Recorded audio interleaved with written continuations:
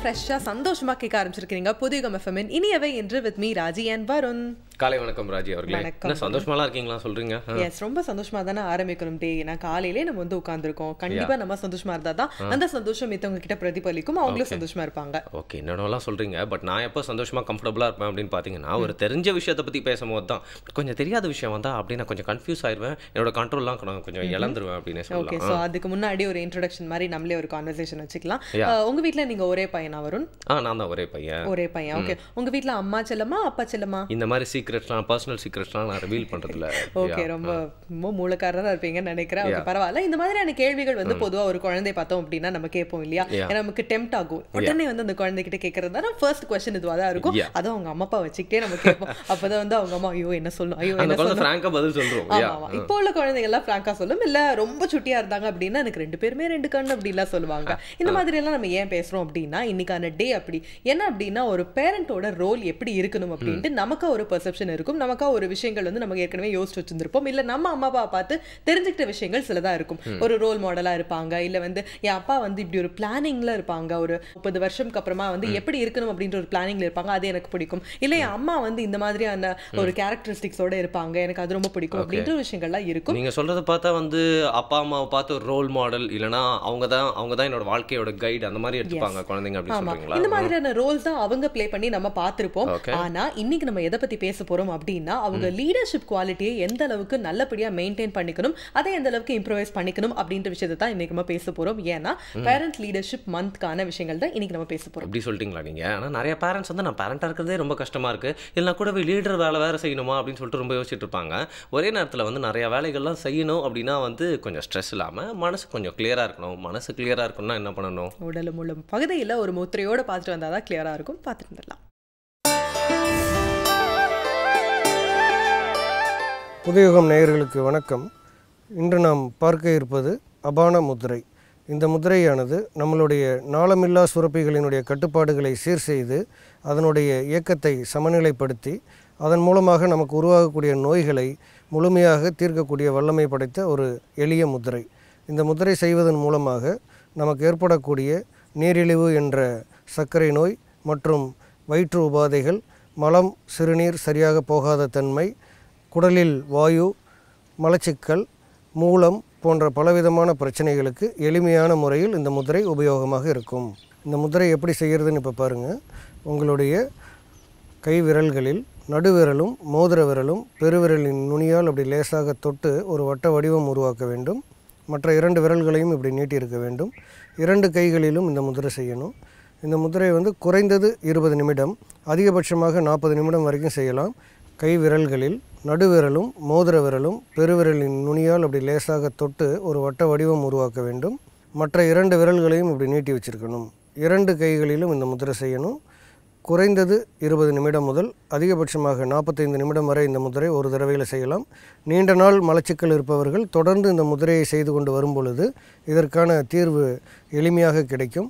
அதே போல் சிறுநீரக கோளாறால் அவதிப்படுபவர்கள் இந்த முத்திரையோடு அடுத்தடுத்து நாம் சிறுநீரகத்திற்கு செய்யக்கூடிய முத்திரைகளையும் தொடர்ந்து செய்து வந்தோமானால் விரைவில் நிவாரணம் கிடைக்கும். இதை போன்ற பலவிதமான தீர்வுகளும் இருக்கிறது. முத்திரைகள் பலவும் கற்றுக்கொள்வோம். முதுமையில் மகிழ்ச்சி மனதில் கொள்வோம். மீண்டும் சந்திப்போம். நன்றி, வணக்கம். மைண்ட்லாம் கிளியர் ஆகிடுச்சு. இன்றைக்கி வேறு நம்ம பேச போகிற டாபிக் பார்த்திங்கன்னா வந்து பேரண்ட் லீடர்ஷிப் மந்த்து. நான் யோசிச்சுட்டே இருந்தேன் எப்படி இதுக்கெலாம் ரெஸ்பாண்ட் பண்ண போகிறேன், எனக்கு இது சில விஷயங்கள்லாம் புரியலையே அப்படின்னு. இப்போ எனக்கு மைண்டு கிளியர் ஆகிடுச்சு. ஏன்னா முத்திரை கற்றுக்கிட்டோம். எஸ், முத்திரை கற்றுக்கிட்டோம். அண்ட் தொடர்ந்து நம்ம நிகழ்ச்சியில் நிறைய சுவாரஸ்யமான பகுதிகள்லாம் வருது. அதுக்கப்புறம் தான் நம்ம எடுத்துகிட்டு வந்த டாப்பிக்கான விளக்கம் எல்லாம் நமக்கு வந்து சொல்கிறதுக்காக ஒரு கெஸ்டையும் இன்வைட் பண்ண போகிறோம். அதுக்கு எல்லாத்துக்கும் முன்னாடி ஒரு குட்டி பிரேக் எடுத்துருவோம். புதியுகம் எஃப்எம் ஸ்டேஷனில் இனியவை என்று.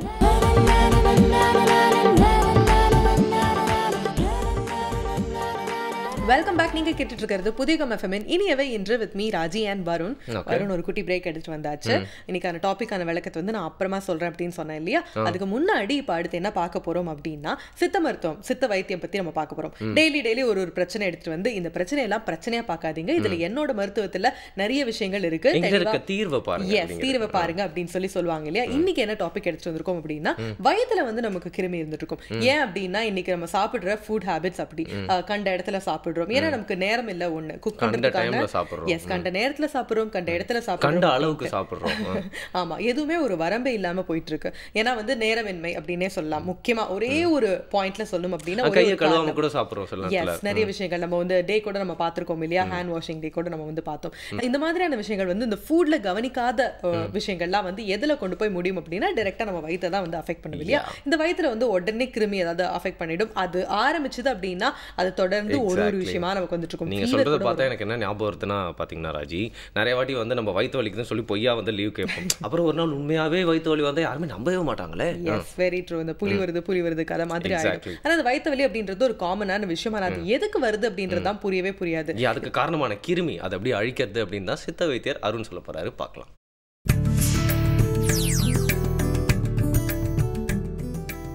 நலம் அன்புடன் பகுதியில் இன்றைக்கு கிருமி தாக்குதலை பற்றி பார்க்க போகிறோம். குடலில் இருக்கக்கூடிய கிருமி நோயினால் அவதிப்படுறவங்களை பற்றி பார்க்க போகிறோம்.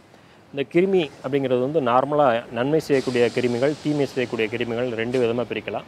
உடலுக்கு நன்மை செய்யக்கூடிய கிருமிகள் வந்து குடலுக்கு தேவை, அதாவது செரிமானத்திற்கே உதவக்கூடிய ஒரு கிருமிகளாக இருக்கும்.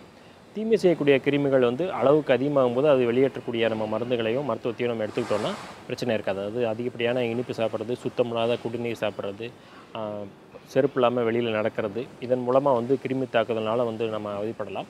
இந்த கிருமி தாக்குதலை முற்றிலுமாக நீக்கிறதுக்கு வந்து இந்த மாதிரியான பழக்க வழக்கங்கள், அதாவது வெளியில் போனால் செருப்பு போட்டு தான் போகணும், குடிநீர் வந்து காய்ச்சின குடிநீரை தான் நம்ம வந்து குடிக்கணும், சுத்தமான சாப்பாடு தான் சாப்பிடணுங்கிற மாதிரி பிரச்சனையை நம்ம சரி பண்ணிட்டோம்னாலே கிருமி தாக்குதலை வந்து நம்ம வந்து குறைச்சிட முடியும். பொதுவாக சித்தர் இலக்கியங்கள் வந்து குறிப்பிடும்போது சாப்பாடு எப்படி சாப்பிடணும் அப்படின்னு சொல்லும்போது, கால் வயிறு வந்து நம்ம வந்து சாப்பிடணும், கால் வயிறு வந்து கிருமிக்காக சாப்பிடணும், மீதி கால் வேர் வந்து தண்ணி குடிக்கணும், ஒரு கால் வேர் வந்து கேப் போடணும் அப்படின்னு வந்து சொல்லுவாங்க. கிருமிக்கே வந்து ஒரு 1/4 பங்கு ஒதுக்கிடுங்க சாப்பாட்டில் அப்படின்னு சொல்லுவாங்க. குடலில் வந்து நன்மை செய்யக்கூடிய கிருமிகளை தான் அவங்க வந்து அவ்வாறு குறிப்பிட்டாங்க. நம்ம சாப்பிட்ற மோர், தயிர் இது எல்லாமே இந்த நன்மை செய்யக்கூடிய கிருமிகளுக்கு ஏற்ற ஒரு நல்ல ஒரு சூழ்நிலையை வந்து தரும். இந்த குடலில் வந்து கெட்டது செய்யக்கூடிய கிருமிகளோட தாக்கம் அதிகமாகிடுச்சுன்னா அந்த கிருமிகளே நம்ம என்ன சாப்பிடணுங்கிறத அது டிசைட் பண்ணும். இப்போ நமக்கு வந்து இன்றைக்கி ஒரு எண்ணெய் பலகாரம் சாப்பிட்ணுன்னு ஒரு தூண்டுதல் நமக்கு இயல்பாக ஏற்படுதுன்னா அந்த கிருமியோட தாக்குதல் அதிகமாக இருக்குது நம்ம வந்து முடிவு பண்ணிக்கலாம். இன்றைக்குடைய ஆராய்ச்சிகள் அப்படி தான் கண்டுபிடிச்சிருக்காங்க. நம்ம என்ன சாப்பிட்ணுங்கிறத டிசைட் பண்ணுறதே உடலுக்கு தேவையில்லாத கிருமிகள் உடலில் அதிகமாக சேர்ந்துருக்க ஒரு சூழ்நிலையை வந்து நமக்கு காட்டும் அப்படிங்கிற மாதிரி சொல்லுவாங்க. இது இயல்பான முறையில் இந்த குடலுக்கு தேவையில்லாத கிருமி வந்து எப்படி வெளியேற்றலாம்னா, நம்ம சாதாரணமாக பயன்படுத்துகிற வேப்பிலை, வேப்பன் துளிரை வந்து நம்ம வந்து பயன்படுத்தும் போதே அந்த இயல்பான நிலையிலே இந்த கிருமி வந்து எடுத்துக்க முடியும். அதாவது ஒரு 3 நாட்கள் வரைக்கும் காலையில் அதிகாலை நேரத்தில் ஒரு சின்ன எலுமிச்சை அளவு வேப்பன் துளிரை வந்து நம்ம அரைச்சி நம்ம வந்து உள்ளே சாப்பிட்டோம்னாலே இந்த கிருமி தாக்குதல் வந்து தவிர்க்க முடியும். சில பேர் வந்து தொடர்ந்து இந்த வேப்பன் துளிரை சாப்பிட்ற ஒரு பழக்கம் வச்சுருக்காங்க. அது வந்து ஒரு கூடாத பழக்கம் தான். கிருமி தாக்குதல் இருந்தாலுமே மாதத்துக்கு ஒரு 3 நாட்கள் தான் இது வந்து தொடர்ந்து வந்து இதை பயன்படுத்த முடியும். தொடர்ந்து வேப்பிலையோ இல்லை பாவற்காயோ நம்ம சாப்பிடும்போது உடலில் தேவையில்லாத தோல் நோய்கள் ஏற்படுறதுக்கு வந்து ஒரு முக்கியமான காரணமாக இருக்கும். குடலில் வாயு பெருக்கம் ஏற்படுறதுக்கும் ஒரு காரணமாக இருக்கும். இந்த கசப்பு வந்து அதிகமாக எடுக்கக்கூடாது, அளவாக தான் எடுக்கணும். அதுவும் குறிப்பிட்ட இந்த 40 வயசு இல்லை 50 வயசுக்கு உட்பட்டவர்கள் எல்லாமே இந்த வேப்பிலையை அதிகமாக பயன்படுத்தும் போது அவங்களுக்கு விந்தணுக்கள் குறைபாடுக்கு ஏற்படுறதுக்கூடிய வாய்ப்புகள் இருக்குது. இந்த மாதிரி கசப்பு சுவையை வந்து அளவோடு தான் நம்ம வந்து பயன்படுத்த முடியும். வேறு சில மருந்துகள் இதுக்குன்னே இருக்குது. நம்ம குடல் கிருமிகளை வந்து ஒழிக்கிறதுக்குனே நம்ம இந்த நிகழ்ச்சியிலே பார்த்துருக்குறோம். கிருமி சூரணம்னே அதுக்கு நம்ம பேர் கொடுத்துருந்தோம். ஓமம், பலாசு, சிவதை இதெல்லாம் சேர்ந்த ஒரு சூரணத்தை வந்து நம்ம வீட்டிலே செய்ய முடியும். நாட்டு மருந்து கடைகள் இது எல்லாமே கிடைக்கும். அதை சமளவு எடுத்து பவுடர் பண்ணி வச்சுக்கிட்டு இரவு நேரங்களில் இந்த மாதிரி மாதத்தில் ஒரு 3 நாட்கள் வரைக்கும் தொடர்ந்து ஒரு 3 கிராம், அடல்ட்டாக இருந்ததுன்னா ஒரு 3 கிராம் அளவு சாப்பிடும்போது 3 நாட்களில் அது முற்றிலுமாக அந்த கிருமி தாக்கல்லேருந்து நம்ம வந்து தவிர்க்க முடியும். அதாவது கிருமி தாக்குதல்னு சொல்லும்போது எந்த மாதிரியான பிரச்சனைகள் இருக்குன்னா, ஆசன வாயில் வந்து அரிப்பு இருக்கும், தோலில் அங்கங்கே அரிப்பு வரலாம், சிறு சிறு கொப்பளங்கள் வரலாம், சாப்பாடு வந்து அதிகமாக இன்டேக் எடுக்க வேண்டியிருக்கும். நம்ம எவ்வளோ சாப்பிட்டாலும் சாப்பிட்ட ஒரு திருப்தி இருக்காது, இன்னும் அதிகமாக சாப்பிடக்கூடிய ஒரு சூழ்நிலை ஏற்படும். முகத்தில் வந்து வெள்ளை நிறமான ஒரு புள்ளிகள் ஏற்படலாம், முகத்தில் வந்து நிறமாற்றம் ஏற்படலாம், தோலில் நிறமாற்றம் ஏற்படலாம். இது எல்லாமே இந்த கிருமிகளோட தாக்குதல் அதிகமாகிடுச்சுங்க குறிப்பிடும். இன்னும் அதிகமான ஒரு சூழ்நிலையில் கிருமி அதிகமான சூழ்நிலையில் மூச்சு திணறல் ஏற்படக்கூடிய ஒரு சூழ்நிலையாக இருக்கும். இந்த மாதிரியான அதாவது வந்து கிருமி வந்து நம்ம சுவாசப்பாதை வரைக்கும் நீண்டு வரக்கூடிய ஆற்றல் பெற்றக்கூடிய கிருமிகள் எல்லாமே இருக்குது குடலில். அந்த மாதிரியான கிருமிகள் அதிகமாகும் போது மூச்சு திணறல் கூட ஏற்படுறது கூட வாய்ப்பு இருக்குது. இந்த மாதிரியான சிம்டம்லாம் வர துவங்கும் போதே, அதாவது வர்றதுக்கு முன்னாடியே நம்ம எடுத்துக்கலாம். அப்படி மறந்துட்டோம்னா கூட இந்த மாதிரி குறியுணங்கள் ஏற்படும் போதும், ஆசனவையில் அரிப்போ இல்லை தோலில் ஆங்காங்கே அரிப்போ ஏற்படும் போது நம்ம குடலை சுத்தம் பண்ணுற ஒரு வழக்கத்தை மாதம் ஒரு முறை எடுத்துக்கலாம். மாதம் ஒரு முறை அந்த கிருமி சூரணத்தை வீட்டிலே தயார் செய்தும் எடுத்துக்கலாம். இப்படி இல்லைன்னா பூசணிக்காய் விதையை வந்து ஒரு 35 கிராம் அளவு நன்றாக இளவரப்பாக வறுத்து அதை பவுடர் பண்ணி சாப்பிட்டுட்டு அன்றைக்கு இரவு நேரத்தில் நம்ம வந்து விளக்கெண்ணெய் குடிக்கும்போது ஒரு 15 மில்லி அளவு விளக்கெண்ணெய் குடிக்கும்போது மறுநாள் காலையில் உடலில் இருக்கக்கூடிய தேவையில்லாத கிருமிகள் எல்லாமே வெளியில் வந்துடும். 4 மாதத்துக்கு ஒருக்கா கழிச்சல் மருந்துகளை எடுக்கும்போதும் குடலில் இருக்கக்கூடிய தேவையில்லாத மருந்துகளும் வெளியே வந்துடும். பொதுவாக 4 மாதத்துக்கு ஒருக்கா நல்ல நிலைமையில் இருக்கிற எல்லாருமே குடலை சுத்தம் பண்ணுற ஒரு வழக்கம் வந்து அந்த காலத்தில் இருக்கும். அதாவது குடலை கழுவி உடலை வளர் அப்படிங்கிற மாதிரி சொல்லுவாங்க. செரிமான சுரப்புகளுக்கு ஒரு ஓய்வு கொடுக்கும் பொருட்டும் இந்த மாதிரியான தேவையில்லாத கிருமிகளை வெளிப்படுத்தும் பொருட்டும் 4 மாதத்துக்கு ஒருக்கா பேதி மருந்து இருக்க வழக்கம் இருந்தது. அந்த மாதிரியான ஒரு வழக்கத்தையும் நம்ம ஏற்படுத்திக்கிட்டோம்னாலும் இந்த குடலில் உள்ள தேவையில்லாத கிருமிகளை வந்து அழிக்க முடியும். பொதுவாக இதுக்கு வந்து நவீன மருத்துவத்தில் இருக்கக்கூடிய மருந்துகள் எல்லாம் நன்மை செய்யக்கூடிய கிருமிகளையும் தேர்த்து அழிக்கக்கூடிய ஒரு ஆற்றல் உடையதாக இருக்கும். நன்மை செய்யக்கூடிய கிருமிகள் 25% நம்ம உணவு அதுக்கே கொடுக்கணும் சித்தர் இலக்கியம் குறிப்பிட்டிருக்கு இல்லையா, அந்த கிருமிகளையும் அழிக்கக்கூடிய ஆற்றல் இருக்கும். அதனால் செரிமான தொந்தரவு ஏற்படலாம், பல பிரச்சனைகள் வரலாம். அந்த மாதிரி இல்லாமல் நம்ம இந்த மாதிரியான நம்ம மருந்துகள் இயற்கை மூலமாக செய்யக்கூடிய மருந்துகள் எல்லாமே தீமை செய்யக்கூடிய கிருமிகளை மட்டும்தான் வெளியேற்றும். அதோடு சேர்ந்து இந்த மோர் தயிர் இதெல்லாம் எடுத்துக்கிட்டோம்னாலே இந்த ப்ரோபயோட்டிக்கும் தனியாக நம்ம எடுத்துக்க வேண்டியதில்லை. இந்த மாதிரியான கம்பு சாதம், கம்பில் தயிர் வந்து சேர்க்கக்கூடிய கம்பஞ்சோறு, கம்பங்கூழ், கேப்பக்கூழ் இது எல்லாமே இந்த ப்ரோபயோட்டிக் இயல்பாக அதிகரிக்கக்கூடிய ஒரு ஆற்றல் இருக்கும் உடலில். அந்த மாதிரியான உணவு முறைகளை எடுத்துக்கொண்டு இந்த மாதிரியான கிருமிகளுக்கு மாதம் ஒரு முறை நம்ம சுத்தப்படுத்திட்டு 4 மாதம் ஒரு முறை ஜீரண மண்டலத்தை சுத்தப்படக்கூடிய கழிச்சல் மருந்துகளை எடுத்துகிட்டு வந்து அந்த கிருமி தொல்லைங்கிறது எப்போவுமே நமக்கு இருக்காது. ஒரு நல்ல தீர்வு. அது மட்டும் இல்லாமல் இந்த வயிற்று வலி, அதாவது வயிற்றில் கிருமி அப்படிங்கிற பிரச்சனை வந்து பார்த்தீங்கன்னா நீங்கள் சொல்ல மாதிரி ஃபுட் ஆப்ஸில் மட்டும் இல்லாமல் இப்போ இப்படிலாம் வருதுன்னே தெரியாமல் அளவுக்கு வந்துட்டுருக்கு. ஸோ இதுக்கு சித்த வைத்தியத்தில் ரொம்ப ரிலாக்ஸான ஒரு தீர்வு இருக்குது அப்படின்னு தெரிஞ்சோன்னே நான் நிஜமாவே ரிலாக்ஸ் ஆகிட்டு பரங்கி பொரியல் செஞ்சு சாப்பிட்லாம் அப்படிங்கிறேன். பரங்கி பொரியலா? ஓகே, இது என்ன ஸ்பெஷாலிட்டின்னு உங்களுக்கு தெரியுமா? நான் ஏதோ பேச்சுக்கு சொல்லிட்டு சாப்பிடலாம் தவிர்த்து பட் நான் அவ்வளோவா கேள்விப்படாத ஒரு விஷயமா இருக்குது. பரங்கி அப்படின்னாலே எனக்கு கொஞ்சம் டவுட்டாக இருக்குது. பாருங்க நான் எந்த அளவுக்கு வீக்காக இருக்குது அந்த விஷயத்தில். ஸோ பரங்கி பொரியல் எப்படி இருக்க போகுது? பரங்கி பொரியல் அப்படின்னு இந்த பரங்கி மலையிலே செஞ்சு எடுத்துட்டு வந்துட்டாங்களா அப்படின்லாம் நீங்க யோசிக்காதீங்க. ஒரு வேளை பரங்கி காய வச்சு என்ன வித்தியாசமா செய்ய போறாங்க அப்படின்றத பார்த்தா மட்டுமே தெரியும். பார்க்கலாம்.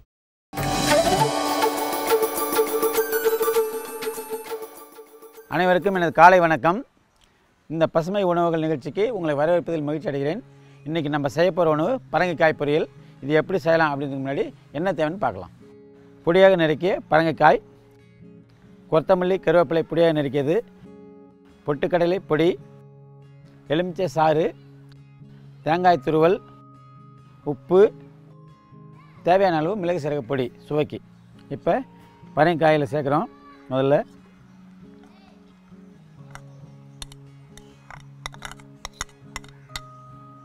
இதில் நம்ம என்ன பண்ணணும், பரங்காய் சேர்த்த உடனே உப்பு சேர்த்துறோம். ஏன்னா பரங்காய் கூட தான் உப்பு அதிகமாக உருவாடணும். அதுக்கப்புறம் தேங்காய் தூள் சேர்த்துறோம். இப்போ தேவையான அளவு உப்பு இதில் சேர்த்துறோம். இதோட புளிப்பு சுவைக்கு கொஞ்சமாக எலின் சாறு சேர்த்துக்கிறோம். அப்போ இப்போ இந்த உப்பு கரைஞ்சிரும்.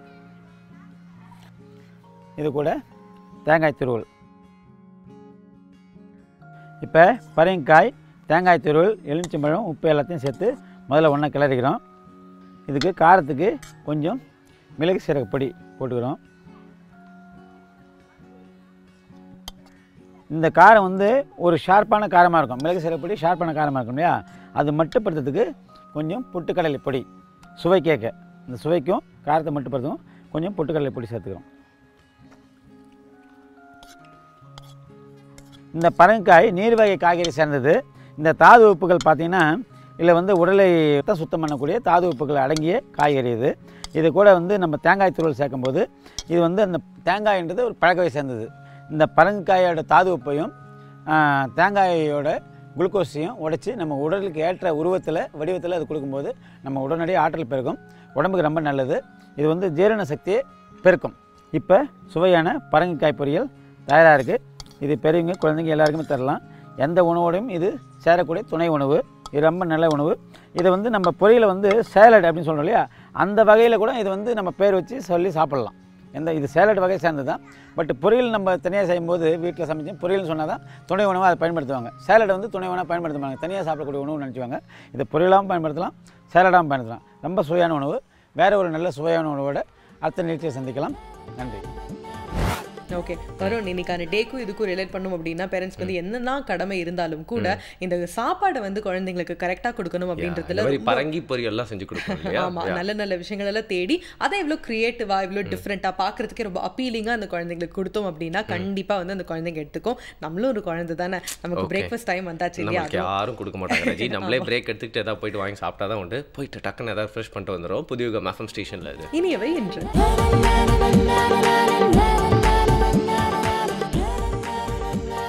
வெல்கம் பேக் புதியுகம் எஃப்எம் ஸ்டேஷனில் இனிய வேண்ட நிகழ்ச்சியை கேட்டு என்ஜாய் பண்ணிருக்கீங்க. இன்னைக்கு இனிய வேண்ட நிகழ்ச்சியில் ஒரு சூப்பரான டாபிக் பற்றி பேச போகிறோம். பட் அதுக்கு இன்னும் கொஞ்சம் டைம் இருக்குது. பட் அதுக்கு முன்னாடி ஒரு சூப்பரான டாபிக் பற்றி பேச வர்றது இறை அன்பு வர போகிறாங்க. கண்டிப்பாக அறிவு பசி நம்ம வந்து தீக்கணும் அப்படின்னா வந்து நம்ம கிளியராக வந்து நம்ம டம்மியெல்லாம் வந்து ஃபில் பண்ணிட்டோம். ஏன்னா அப்போ தான் வந்து நம்ம மைண்டில் வந்து ப்ராப்பராக ஃபங்க்ஷன் ஆகும். ஓ அப்படியா சொல்கிறீங்க நீங்கள்? கண்டிப்பாக நம்ம பிரேக்ஃபாஸ்ட் வந்து கரெக்டாக சாப்பிட்டா தான் நம்ம ஃபுல் உடம்பு வந்து சீராக இருக்கும். அதனால தான் அந்த பிரேக்ஃபாஸ்ட்லாம் ஸ்கிப் பண்ணாதீங்க. டெய்லி யாராவது சொல்லிட்டே இருக்காங்க. ஸ்கூல்ஸ் எல்லாம் கூட வந்துட்டு சாப்பிடாம போனோம்னு வச்சுக்கோங்க, இந்த குழந்தைங்க வந்து கிராஸ்பிங் கெப்பாசிட்டியே இருக்காது. என்ன சொல்றாங்க அப்படின்றதே புரியாது. ஏன்னா நமக்கு பசி எடுத்துட்டே இருக்கும், நம்ம கான்சென்ட்ரேஷன் ஃபுல்லா நம்ம வயிற்றிலே இருக்கும் அப்படிங்களா? எஸ், இங்க இருக்கும். சோ இத நம்ம ஃபில் பண்ணிட்டோம் அப்படின்னா நமக்கு வந்து இங்க வந்து ஓப்பனா இருக்கு அப்படின்னு அர்த்தம். பிரேக்ஃபாஸ்ட் ஸ்கிப் பண்ணா தப்பு தானே? கண்டிப்பா அதே அளவுக்கு தப்பு தான். இறையன்பு ஐஏஎஸ் சார் பேசுறத கேட்காம இருக்கிறதும் பார்க்கலாம்.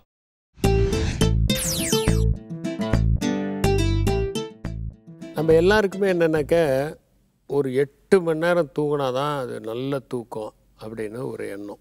இன்னும் சில பேருக்கு என்னென்னா ஒரு 8 மணி நேரம் தொடர்ந்து தூங்கினா தான் அது நல்ல தூக்கம் அப்படிங்கிற ஒரு எண்ணம்.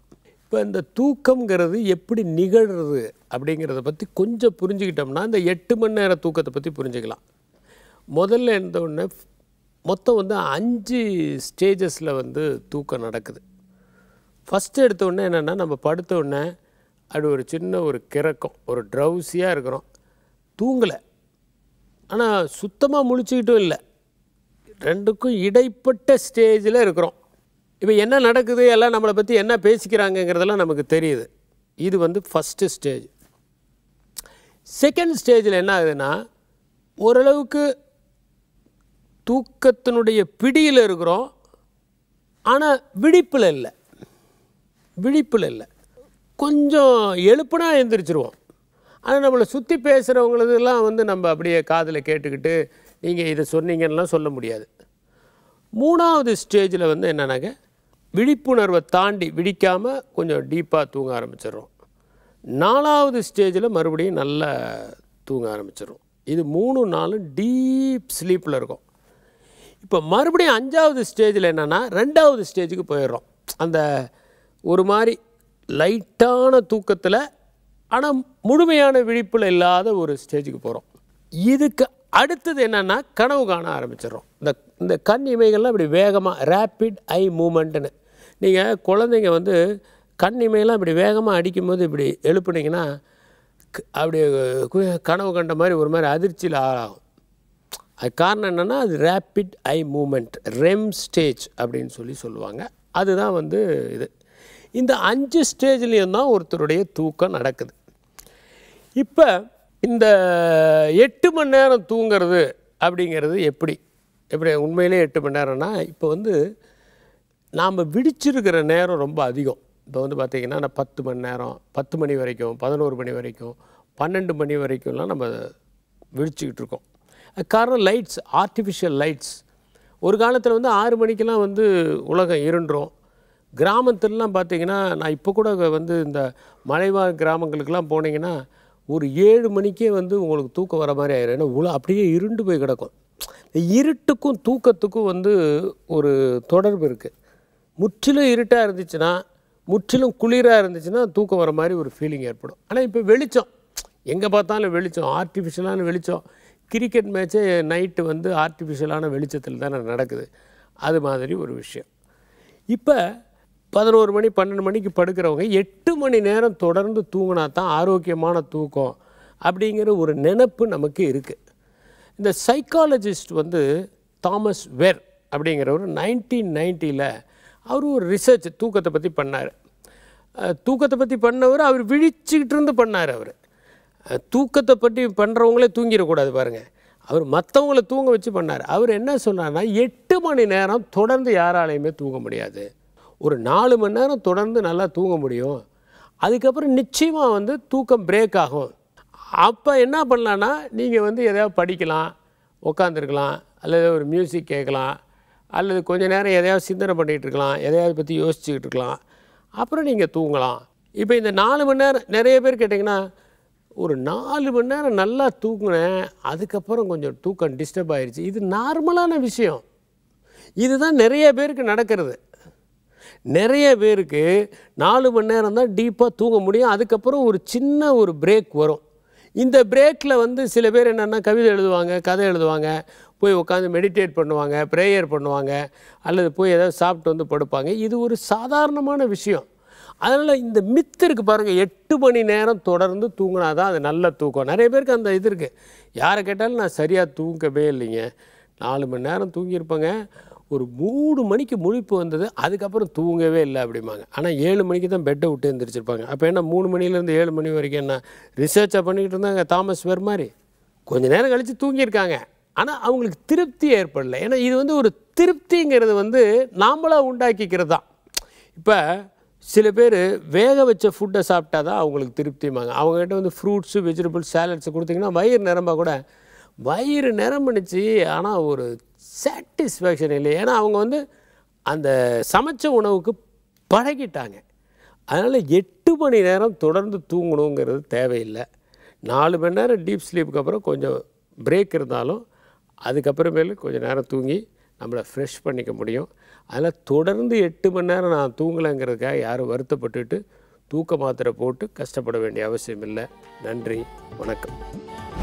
ஓகே, இந்த நல்ல விஷயம் வந்து இவர் சொன்னோன்னே எனக்கு என்ன தொடர்ச்சியாக ஞாபகம் வருது அப்படின்னு பார்த்தீங்கன்னா வந்து நெக்ஸ்ட்டும் நம்ம பேச போகிற விஷயங்கள்லாம் இந்த மாதிரி ரொம்ப பொறுப்பான சிந்திக்க வேண்டிய ஒரு டாபிக் அப்படின்னு தான் நினைக்கிறேன் இல்லையா? கண்டிப்பாக. இன்னைக்கு வந்து ஆடியன்ஸ் எல்லாம் பார்த்துட்டு இருப்பாங்க, பேரண்ட் லீடர்ஷிப் அப்படின்னு இந்த 2 வார்த்தையை பார்த்த உடனே ஒரு விஷயம் டிங்குன்னு யோசிப்பாங்க. என்ன அப்படின்னா, என் குழந்தை வந்து இந்த லீடராக இருக்கா பாருமா, அவள் எப்போ பார்த்தாலும் என்னை திட்டிகிட்டே இருக்காமா, நான் சும்மா தாமா நான் பேசினேன், அதுக்குள்ளே என்னை வந்து டீச்சர் கிட்ட போட்டு கொடுத்துட்டாங்க அப்படின்லாம் வந்து சொல்லுவாங்க. இந்த லீடரை பார்த்த உடனே இந்த குழந்தைங்களுக்கு வந்து ஐயோ லீடரா அப்படின்ற ஒரு பயம் இருக்கும்.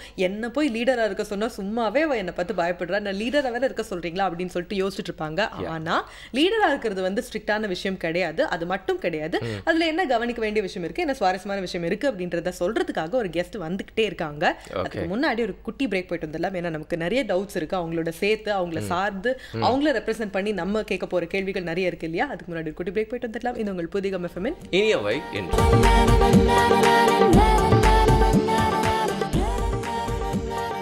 Welcome back. நீங்க கேட்டுட்டு இருக்கிறது புதிகம் எஃப்எம்மின் இனியவை என்று with me Raji and Varun. இன்னைக்கு வந்து ஒரு டிஃப்ரெண்டான டே. என்ன அப்படின்னா, நம்ம அம்மா அப்பாவெல்லாம் வந்துட்டு ஒரு பெர்ஸ்பெக்டிவ்ல தான் நம்ம பார்த்துருப்போம், ஒரு ரோல் மாடலாக பார்த்துருப்போம், இல்லை ஒரு இன்ஸ்பிரேஷனாக பார்த்துருப்போம், அந்த மாதிரி தான் பார்த்துருப்போம். ஆனால் இன்னைக்கு நம்ம அம்மா அப்பாவை ஒரு வித்தியாசமான கோணத்தில் பார்க்க போகிறோம். அவங்களுக்கான பொறுப்புகள் என்ன அப்படின்றத நம்மளே கேட்டு தெரிஞ்சுக்கவும் போகிறோம். என்ன அப்படின்னா, நான் ஏற்கனவே சொன்ன மாதிரி பேரண்ட் லீடர்ஷிப் மந்த். ஓகேவா? நீங்க சொன்ன மாதிரி பேரண்ட்ஸ் கிட்ட இருந்து எல்லாமே தான் கற்றுக்கணும். பட் லீடர்ஷிப் அப்படிங்கிற விஷயம் மட்டும் ஏன் இன்னைக்கு முக்கியமாக எடுத்து பேசுகிறோம்? எஸ், அதுக்காக என்ன இம்பார்ட்டன்ஸ் அப்படின்றதெல்லாம் சொல்றதுக்காக தான் நம்ம ஒரு கெஸ்ட் வந்து இன்வைட் பண்ணியிருக்கோம். இவங்க யார் அப்படின்னா டாக்டர் தேவகி. இவங்க சைல்டு கைடன்ஸ் அண்ட் கவுன்சிலர். வணக்கம் ma'am. Thanks for coming ma'am. So இந்த பேரண்ட் லீடர்ஷிப் அப்படிங்கிறதுக்கு ஒரு அர்த்தம் என்ன மீனிங் அப்படின்னு சொல்லுவீங்க? அப்படி அது ஒரு ரெஸ்பான்சிபிலிட்டியாக இருந்தால் அது பேரண்ட்ஸ்க்கு எந்த அளவுக்கு ஒரு முக்கியமான ரெஸ்பான்சிபிலிட்டி அப்படின்னு சொல்லுவாங்க? இல்லை, இப்போ பார்த்தீங்கன்னாக்க குழந்தைங்க பிறந்தோடனே பார்க்குற முதல் முகம் அப்பா அம்மா தான்.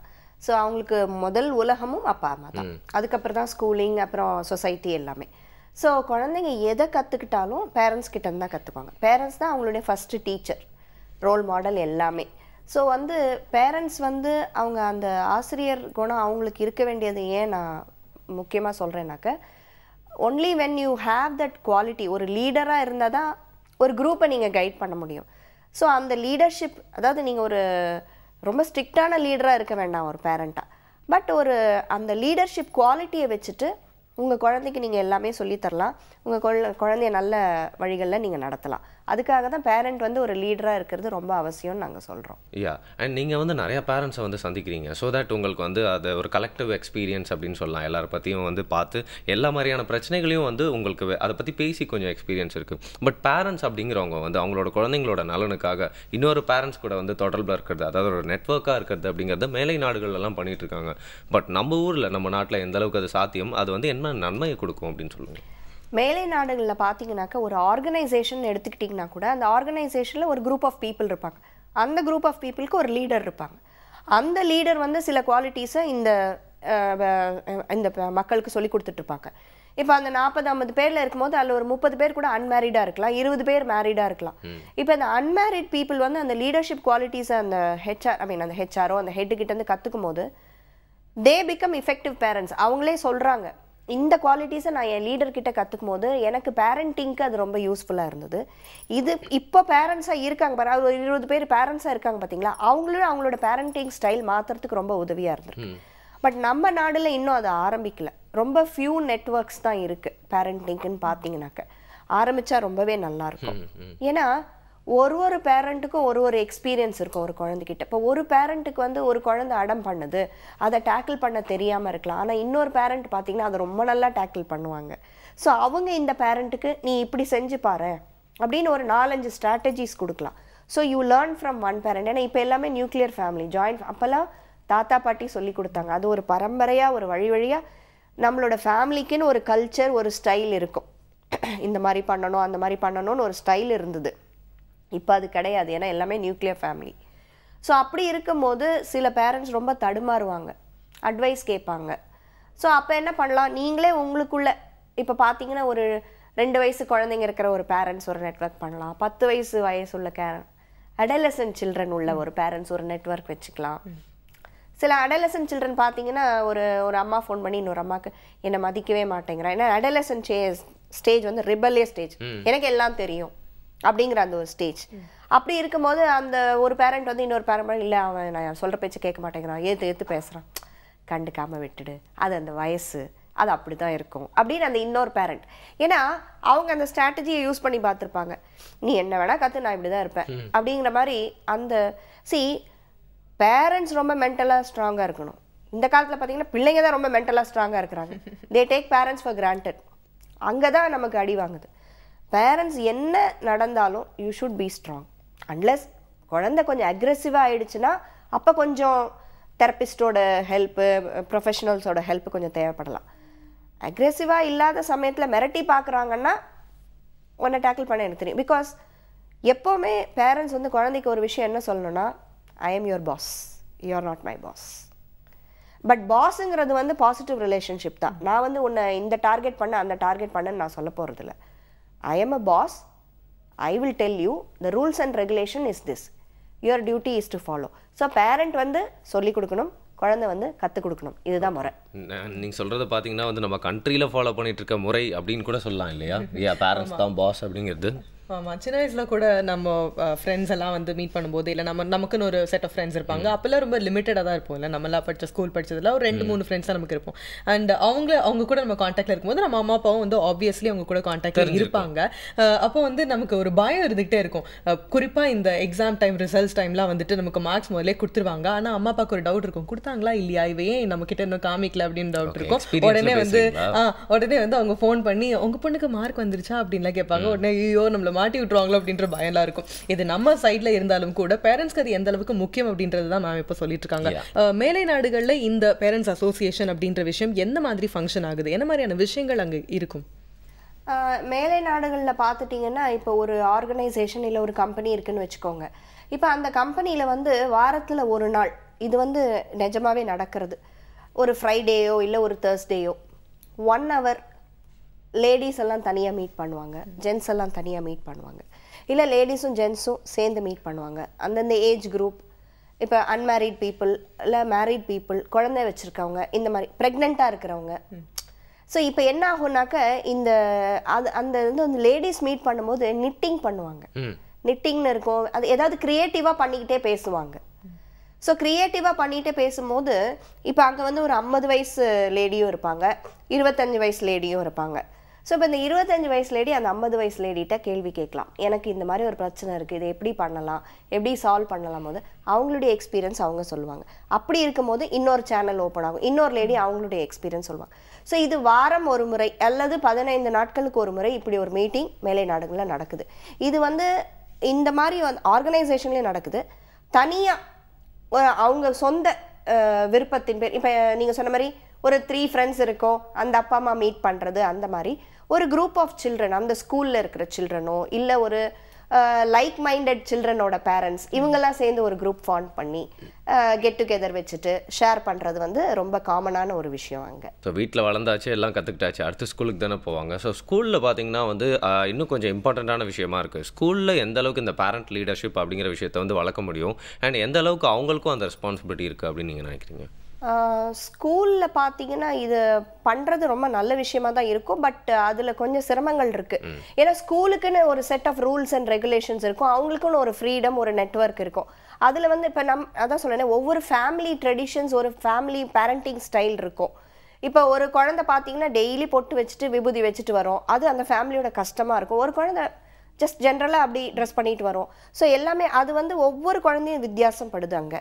ஸோ ஒரு டீச்சருக்கு வந்து மிகப்பெரிய பொறுப்பு 40 டிஃப்ரெண்ட் பர்சனாலிட்டிஸே அவங்க ஹேண்டில் பண்ணணும். ஸோ அப்படி இருக்கும்போது ஒவ்வொரு பேரண்ட்டுக்கும் தன்னுடைய குழந்தைய பற்றி ஒரு எதிர்பார்ப்புகள் இருக்கும். செஞ்சால் ரொம்ப நல்லா இருக்கும், பட் அதில் வந்து சில ப்ராக்டிக்கல் டிஃபிகல்ட்டிஸ் இருக்கும், நிச்சயமாக இருக்கும். ஓகே மேம், நீங்கள் சொல்கிறது பார்த்தா இது புதுசாக கொண்டு வரும்போது இந்த விஷயங்கள் கஷ்டங்கள் இருக்க தான் செய்யும். பிகாஸ் ஸ்கூலில் வந்து ஸ்டூடெண்ட்ஸை வந்து மேனேஜ் பண்ணி அவங்களுக்கு ஒரு விஷயங்கள்லாம் வந்து ஒரு ஸ்கெடியூல் போடுறதே வந்து ரொம்ப கஷ்டமாக இருக்குது. அதில் பேரண்ட்ஸையும் கூட்டிகிட்டு வந்து அவங்களுக்கு ஒரு ட்ரைனிங் எல்லாம் கொடுக்கணும் அப்படின்னா இன்னும் கஷ்டம் தான். இதில் என்ன அப்படின்னா ஃபேமிலி அப்படின்ற ஒரு தனி இன்ஸ்டிடியூஷன் அண்ட் ஸ்கூல் அப்படின்றது ஒரு தனி இன்ஸ்டிடியூஷன். பீயிங் அ பேரண்ட் வந்துட்டு ஒரு குழந்தைய போய் ஸ்கூலில் சேர்த்ததுக்கு அப்புறமா அதோட கடமை முடிஞ்சிருது அப்படின்னு நினைக்கிறாங்க. ஒரு இன்டர்வியூ ப்ரிப்பேர் பண்ணுறதுலேருந்து ஒரு நல்ல ஸ்கூலை வந்து தேர்ந்தெடுக்கிறதுலேருந்து அதுக்கு ப்ரிப்பேர் பண்ணி பீயிங் அ பேரண்ட் நான் வந்து நல்ல எஜுகேட்டடாக இருக்கேன் அப்படின்றது காமிக்கிறதுலேருந்து அந்த குழந்தை போய் சேர்த்த உடனே என்னோட கடமைகள்லாம் முடிஞ்சிருச்சு அப்படின்னு சில பேரண்ட்ஸ் நினைக்கிறாங்க. அது எக்ஸிஸ்டிங்காக கூட இருந்துட்டு இருக்கு. ஸோ அவங்களோட கடமை அங்கேயே முடிஞ்சிருது. அது எந்த அளவுக்கு அவங்க ஃபாலோ பண்ணுறது முக்கியத்துவம்னு நினைக்கிறீங்க? முதல்ல வந்து ஸ்கூலுக்கு அனுப்புகிறேன்னு குழந்தைங்கள ஃபஸ்ட்டு பேரண்ட்ஸ் பயமுறுத்தக்கூடாது. ஏன்னா அதுதான் ஒரு பெரிய அஸ்திரமாக நிறைய பேரண்ட்ஸ் யூஸ் பண்ணிகிட்டு இருப்பாங்க. குறும்பு பண்ணனா ஸ்கூலில் கொண்டு போய் மிஸ்ஸுக்கிட்ட விட்டுருவேன், இல்லை டாக்டர்கிட்ட கூப்பிட்டு போய் ஊசி போட்டுருவேன்பாங்க. எங்களையும் காட்டி பயமுறுத்துவாங்க. அதை முதல்ல பேரண்ட்ஸ் நிறுத்தணும். ரெண்டாவது, எந்த பள்ளி நல்ல பள்ளி, அது ஒரு பெரிய குவெஸ்டின் மார்க். இப்போ இன்டர்நேஷனல் ஸ்டாண்டர்ட்ஸில் விடுறதா, இல்லை நம்ம சென்ட்ரல் போர்டா ஸ்டேட் போர்டா, எங்க சீட்டு தர மாட்டாங்களோ அந்த பள்ளி எங்கே சீட்டு கிடைக்கலையோ அங்கே போய் க்யூவில் நின்றுட்டு இருப்பாங்க. என்னை பொறுத்த வரைக்கும் பள்ளிங்கிறது வந்து எல்லாமே நல்ல பள்ளிகள் தான். நம்ம குழந்தை அந்த என்வாயன்மெண்ட்டில் எப்படி பிளெண்ட் ஆக போகிறதுங்கிறது மட்டும்தான் முக்கியம். அதுதான் நம்ம ரொம்ப முக்கியமாக பார்க்கணும். ஒரு ஸ்கூலுன்னு பார்க்கும்போது அதோட என்வாயர்மெண்ட், ஒரு பிளே கிரவுண்ட் இருக்கா, நல்ல அந்த குழந்தை விளையாடுறதுக்கு நல்ல ஸ்பேஸ் இருக்கா, இதுவே போதுமான ஒரு விஷயம். நல்ல ஆசிரியர்கள், எல்லா பள்ளிகளையும் நல்ல ஆசிரியர்கள் இருப்பாங்க. ஆனால் நிறைய பேரண்ட்ஸ் என்ன புரிஞ்சிக்க மாட்டேங்கிறாங்கன்னா, அகாடமிக்ஸுக்குங்கிறது ஒரு தனி அறிவு. Learning has a different intelligent quotient. இப்போ நான் உங்களை பார்க்குறேன், பேசுகிறேன், நல்ல ஓரளவுக்கு நான் பேசுறது உங்களுக்கு புரியுது, நீங்கள் அதுக்குன்னு ஒரு எக்ஸ்பீரியன்ஸ் நமக்கு வந்திருக்கு சின்ன வயசுலேருந்து. இப்போ குழந்தை வந்து ஒரு புது சூழலுக்கு போகுது, ஏபிசிடி 2 மணி நேரம் கிளாஸில் உட்காரணும். அது குழந்தைக்கு பழக்கம் இல்லாமல் ஒரு விஷயம். வீட்டில் அது பாட்டுக்கு நல்லா ஜாலியாக விளையாண்டுட்டு இருந்திருக்குது. 2.5 வயசில் டமால்னு கொண்டு போய் ஒரு இடத்துல போய் உட்காரு, சத்தம் போடாத, அழாத அப்படிங்கும்போது புதிய என்வாயர்மெண்ட், அந்த குழந்தை ப்ரிப்பேரே ஆகலை. நான் என்ன சொல்கிறேன்னா, நிறைய பேரண்ட்ஸ் குழந்தைய ஒரு 6 மந்த்ஸ்க்கு முன்னாடியே ஸ்கூலுங்கிறது ஒரு பாசிட்டிவான ஒரு என்வாயர்மெண்ட்டுன்னு சொல்லி பழக்கப்படுத்துங்க. அது ஒரு பயம் கொடுக்குற என்வாயர்மெண்ட்டாக காட்டாதீங்க. ஏன்னா எனக்கு தெரிஞ்சு நிறைய பேரண்ட்ஸ் என்கிட்ட வந்து சொல்லுவாங்க, மொதல் நாளே சந்தோஷமாக சிரிச்சுக்கிட்டே ஸ்கூலுக்கு போனால் அழவே இல்லைன்னு. எனக்கு இந்த மாதிரி சொல்லும் போது எனக்கு நம்ம பிரகாஷ் ராஜ் நடிகர் ஞாபகம் தான் வரும். அபியும் நானும்ல அதான் சொல்லுவார், குழந்தை அழாமல் போகிறாளேன்னு கேட்பார் அவர். அது மாதிரி நிறைய பேரண்ட்ஸ் குழந்தை அழாமல் போகிறதே ஒரு பெரிய ப்ராப்ளமாக நினச்சிக்கிறாங்க. Child, I will tell you something, children வந்து குழந்தைங்களை போல அறிவாளிகள் யாருமே கிடையாது என்னை பொறுத்த வரைக்கும். They are the best teachers for you. ஏன்னா குழந்தைங்க கிட்டேருந்தே நீங்கள் நிறைய விஷயங்கள் கற்றுக்கலாம். ஸோ அந்த குழந்தை ஒரு சூழலுக்கு போகும்போது அதுக்குன்னு ஒரு அறிவுத்திறன் இருக்குது, அதுவாலேயே அட்ஜஸ்ட் பண்ணிக்க முடியும். ஸோ நீங்கள் சொல்கிறத பார்த்தா ஒரு குழந்தை வந்து தானே அதுக்கு வளர்கிறதுக்கான எல்லா குவாலிட்டிஸும் பை நேச்சர் அதுக்கு இருக்குது. அதுவே அவ்வளோ புத்திசாலித்தனமாக நடந்துக்கும். நமக்கே சில நேரங்களில் வந்து ஆச்சரியமாக இருக்குது, இல்லை நம்ம கற்றுக் கொடுத்ததே கிடையாது, ஆனால் அதால் எப்படி இந்த அளவுக்கு ரியாக்ட் பண்ண முடியுது, இந்த அளவுக்கு யூகிச்சு பண்ண முடியுது அப்படின்னு கூட நம்ம ஆச்சரியப்படுவோம். ஸோ கான்சென்ட்ரேட் பண்ணுறது அப்படிங்கிறது பார்த்தீங்கனாலே பேரண்ட்ஸும் சரி எல்லாருமே சரி வந்து இந்த கல்வி அப்படிங்கிற ஒரு விஷயத்தை பற்றி தான் பேசிகிட்டு இருக்காங்க. பட் கல்வி அப்படிங்கிறது எல்லா சேர்ந்த ஒரு விஷயத்தோட லேர்னிங் அப்படிங்கிறது வந்து அவங்க புரிஞ்சிக்க மாட்டாங்க. ஃபார் எக்ஸாம்பிள் இப்போ ஒரு ஸ்கூலுக்கு போகிறாங்க அப்படின்னா இந்த சப்ஜெக்ட்டில் வந்து என்னென்ன மார்க்ஸ் வாங்குறாங்க அப்படின்னு கேட்குறாங்களே தவிர்த்து அவங்க நல்லா விளையாடுறாங்களா, இல்லை வந்து வேறு ஏதாவது எக்ஸ்ட்ரா கரிக்குலர் ஆக்டிவிட்டீஸில் வந்து ஈடுபட்டிருக்காங்களா, இல்லை கல்ச்சுரல்ஸில் வந்து கலந்துக்கிறாங்களா அப்படிலாம் வந்து கேட்கறதில்ல. ஸோ படிப்பு அப்படிங்கிறத தவிர்த்து பேரண்ட்ஸ் வந்து குழந்தைங்களோட நலன் அப்படின்னா வந்து எந்தெந்த ஆஸ்பெக்ட்ஸில் அதை பார்க்கணும்? பேசிக்கலாக பார்த்தீங்கன்னா எவ்ரி இண்டிவிஜுவல் அவங்கவுங்களுக்குன்னு ஒரு ஸ்கில்ஸ் இருக்கும். அந்த ஸ்கில்ஸை வந்து நமக்கு இன்ஹெரிட்டடாக, அதாவது நம்ம அம்மா கிட்டேருந்தோ அப்பா கிட்டேருந்தோ அந்த ஹெரிடிட்டி ஃபேக்டராகவே வரும். இப்போ பார்த்தீங்கன்னா ஒரு ஃபேமிலி மியூசிஷியன்ஸாக இருந்தாங்கன்னா அந்த குழந்தைங்களும் அந்த அதே ஃபீல்டில் வரத்துக்கு இருக்குது. ஆக்டர்ஸாக இருக்குது. ஸோ இன்ஹெரிட்டன்ஸ்னு ஒன்று அந்த குழந்தையோட ஜீன்லேயே இருக்கும். அது தானாக வந்து மலர்றதுக்கான வாய்ப்புகள் எப்போவுமே இருக்குது. இந்த மொமெண்ட் அந்த சைல்டுக்கு அந்த ஒரு எக்ஸ்பீரியன்ஸ் வந்தது, அதுக்கு ஒரு ஆப்பர்ச்சுனிட்டி வந்தால் அது தானாக ப்ளூம் ஆகும். யாருமே சொல்லித்தர தேவையில்லை.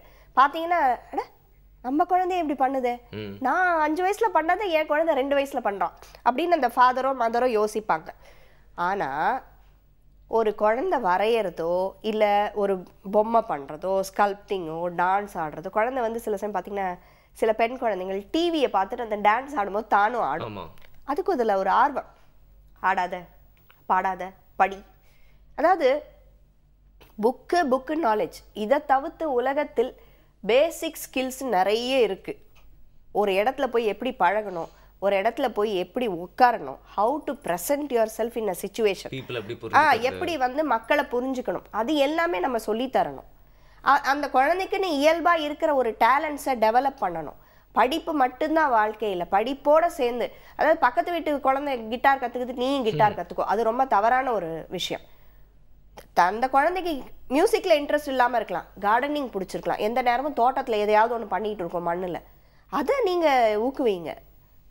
அந்த குழந்தையோட திறமை எதில் இருக்குது, அதோட இன்ட்ரெஸ்ட் எது இருக்குது, இது படிப்பை தவிர நான் பேசுகிறது. அதை நீங்கள் ஸ்கூல்லேயும் சில விஷயம், ஸ்கூலில் பார்த்தீங்கன்னா அது ரொம்ப லிமிட்டடாக இருக்கும். ஏன்னா அவங்களுக்கு இருக்கிற அந்த 6 மணி நேரம் 7 மணி நேரத்தில் சில விஷயங்கள் தான் அவங்களால சொல்லித்தர முடியும்.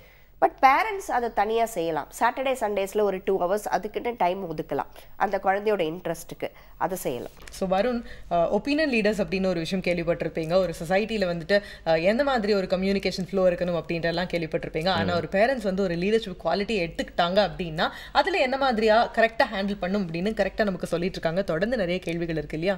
அது மட்டும் இல்லாமல் டைம் ரொம்ப கம்மியாக இருக்குது, ரொம்ப இம்பார்ட்டண்டான கொஷின்ஸ்லாம் இருக்குது. அப்படிங்கிறனால ஒரு குட்டி பிரேக் எடுத்து திருப்பியும் சீக்கிரம் வந்தெல்லாம் புதிய எஃப்எம் ஸ்டேஷனில் அது இனியவை என்று.